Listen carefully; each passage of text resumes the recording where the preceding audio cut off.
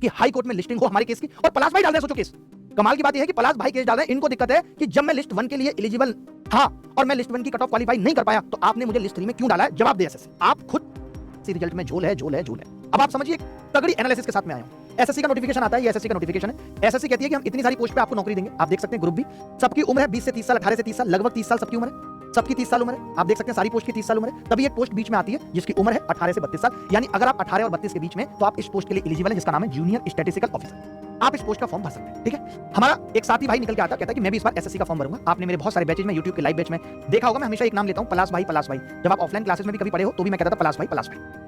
अब पलाश भाई ये फॉर्म भरते हैं और ये किस पोस्ट के लिए एलिजिबल है, सिर्फ जूनियर स्टैटिस्टिकल ऑफिसर के लिए एलिजिबल। दूसरी बात, आपको लग रहा होगा कि क्या 32 साल तक ही बच्चा कोई ना कोई पोस्ट ले सकता है? कुछ कोटा भी अवेलेबल है, जैसे मैं आपको दिखाता हूं। आप देख सकते हैं, पहले ये वाली बात देख लीजिए कि 18 से 32 वाली पोस्ट में वही बंदा एलिजिबल है जो 2 अगस्त 1992 के बाद का है, यानी कब से कब तक, 2000, मतलब इससे पहले का नहीं होना चाहिए। कहने का मतलब 2/8/1992 से पहले का नहीं होना चाहिए वो बंदा, ठीक है। मैंने इनको पूछा भाई आप हैं इससे पहले के? इन्होंने कहा नहीं, मैं तो 4 मई 1994 का हूं, यानी मैं 30 साल से थोड़ा सा बड़ा हूं, 1-2 महीने, मैं इस पोस्ट के लिए एलिजिबल हूं। मैंने कहा भाई आप फॉर्म भर दीजिए, लगे हाथ सरकारी नौकरी लपक लीजिए। अब इसमें कोटा भी है, जैसे कोई सेंट्रल गवर्नमेंट सिविलियन एम्प्लॉय तो वो 40 साल तक भर सकता है, बट आप जानते हैं कि ये 8-8 साल से तो मेरे साथ ही है और ये ऐसे किसी भी कोटा के लिए एलिजिबल नहीं है। मैं आपको इनका फॉर्म, एप्लीकेशन फॉर्म, रिजल्ट, ये पलाश भाई का आप देख सकते हैं, ये इनका डेटा है, ये इन्होंने एप्लीकेशन फॉर्म भरा। आप देख सकते हैं इनकी कैटेगरी कौन सी है, यूआर है, ये इनकी फोटो है। मैं आपको इनके सामने लाता हूं, आपको दिखाता हूं। पलाश भाई इधर आओ, आप देख सकते हो ये पलाश भाई है, ठीक है, ये पलाश भाई है। आप इनकी फोटो से मैच कर सकते हो। ये इनका रजिस्ट्रेशन नंबर है 958, ये इनका रिजल्ट है। पलाश अग्रवाल, माता जी का नाम सुमन अग्रवाल, सारा डेट है। डेट ऑफ बर्थ कितना है, 4/5/1994, जो मैंने बताया था आपको। आप रिजल्ट में भी देख सकते हो डेट ऑफ बर्थ 4/5/1994, ठीक है। अब आपने देखा इनके नंबर कितने आए, रीजनिंग में 48, जनरल अवेयरनेस में बस 8 ही,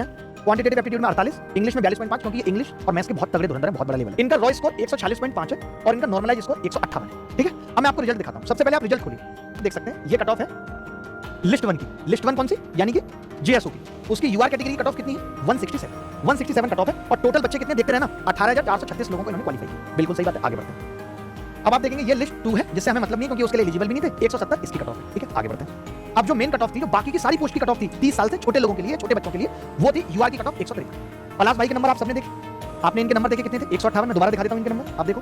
पलाश भाई के नंबर आप सबने देखे, इनके नंबर कितने थे, 158 इनके नंबर थे। यानी ये किस कैटेगरी के लिए, क्या ये जेएसओ बन सकते हैं? आप बोलेंगे नहीं सर, जेएसओ की कट ऑफ तो 167 थी, ये लिस्ट 2 के लिए भी एलिजिबल नहीं है। और लिस्ट 3 की कट ऑफ तो इन्होंने क्लियर की है, 158 मार्क्स इन्होंने कट ऑफ क्लियर की है लिस्ट 3 की। लेकिन ये लिस्ट 3 की किसी भी पोस्ट के लिए एलिजिबल नहीं है, क्योंकि इनकी उम्र 30 पार हो चुकी है, ये उम्र दराज हो चुकी है। अब आपको मैं रिजल्ट चेक कराता हूं, तीनों लिस्ट पे आते हैं।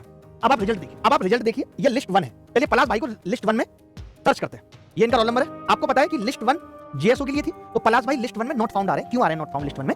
आपने रोल नंबर देख लिया था ना इनका, ये याद रखना, मैं बाद में मैच भी करा दूंगा। तो लिस्ट 1 में ये इसलिए नहीं है क्योंकि लिस्ट 1 की कट ऑफ 167 थी, उसको ये क्वालीफाई नहीं कर सके। इन्होंने इसके बाद देखा ही नहीं, इन्होंने कहा छोड़ देते हैं, जब हमारा जेएसओ हमारे लिए था और उसको हम क्वालीफाई नहीं कर पाए। इनके दोस्त ने देख के बताया लिस्ट 2 चेक की, उसका मन नहीं माना कि 2 भी चेक करता हूं। अब आप लिस्ट 2 में देखेंगे, लिस्ट 2 में भी नहीं है, क्योंकि ये तो इन्होंने भरा ही नहीं था, ना ही उसके लिए एलिजिबल थे स्टैटिस्टिकल इन्वेस्टिगेटर के लिए। रोल नंबर 600 500 50 41, पलाश अग्रवाल, फादर का नाम हेमंत अग्रवाल, मदर का नाम सुमन अग्रवाल। इनकी डेट ऑफ बर्थ 4 5 9 और 9 इनकी कैटेगरी है, जो यूआर की कैटेगरी है। तो मैं एसएससी से ये पूछना चाहता हूं कि आपने इन्हें लिस्ट 3 में क्वालीफाई तो करा दिया, आपने इन्हें लिस्ट 3 में क्वालीफाई तो करा दिया, क्या ये लिस्ट 3 की किसी भी पोस्ट के लिए एलिजिबल है? नहीं, तो आप इनका मेंस लेना क्यों चाहते हैं?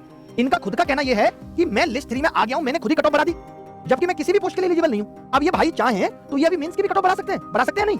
बताइए, अगर ये मेंस देंगे, पोस्ट इनको कोई मिलनी नहीं है, लेकिन कट ऑफ तो बढ़ा सकते हैं। तो जो बच्चे सेलेक्ट हुए ना, उनके मुंह पे, और जो नहीं रह गए कुछ नंबरों से, उन दोनों के मुंह पे तमाचा है कि वो सोचें कि ये बंदा हम दोनों की लिस्ट 3 है। लिस्ट 3 में कितने बच्चे सेलेक्ट हुए आप बता सकते हैं? 1,64,895, लगभग इतने बच्चे थे, 2-4 इधर होंगे, यानी लगभग 1,65,000 बच्चे थे। लिस्ट 1 3 की काउंटिंग की है मैंने। लिस्ट 1 में कितने बच्चे हैं? लिस्ट 1 में 18,422 बच्चे हैं लगभग, जो जेएसओ के लिए एलिजिबल थे। अब जब मैंने इन दोनों को फॉर्मूला लगा के मैच कराया कि क्या ये बच्चे इस लिस्ट में हैं, तो आप देख सकते हैं, करते रहो भाई नीचे, सारे बच्चे मैच्ड हैं टोटल, पूरा घुमा दो नीचे से ऊपर तक, यानी कि पूरी की पूरी लिस्ट 1 लिस्ट 3 में अवेलेबल है। रिजल्ट में स्कैम नहीं है, यानी कोई ऐसा बच्चा है ही नहीं जो 30 से बड़ा है, क्योंकि अगर कोई बच्चा 30 से बड़ा है तो वो लिस्ट 3 में क्या कर रहा है? मैं ये एसएससी से पूछना चाहता हूं। मैं एसएससी को चैलेंज करता हूं, अगर तुम ये वीडियो देख के और तुम्हारे पास अगर बच्चे ये लेके आते हैं और तुम रिजल्ट रिवाइज नहीं करते, तो बेटा तैयार रहो कोर्ट में मिलने के लिए।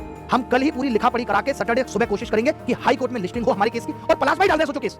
कमाल की बात यह है कि पलाश भाई केस डाल रहे हैं, इनको दिक्कत है कि जब मैं लिस्ट 1 के लिए एलिजिबल था और मैं लिस्ट 1 की कट ऑफ क्वालीफाई नहीं कर पाया, तो आपने मुझे लिस्ट 3 में क्यों डाला है? जवाब दे एसएससी। आप खुद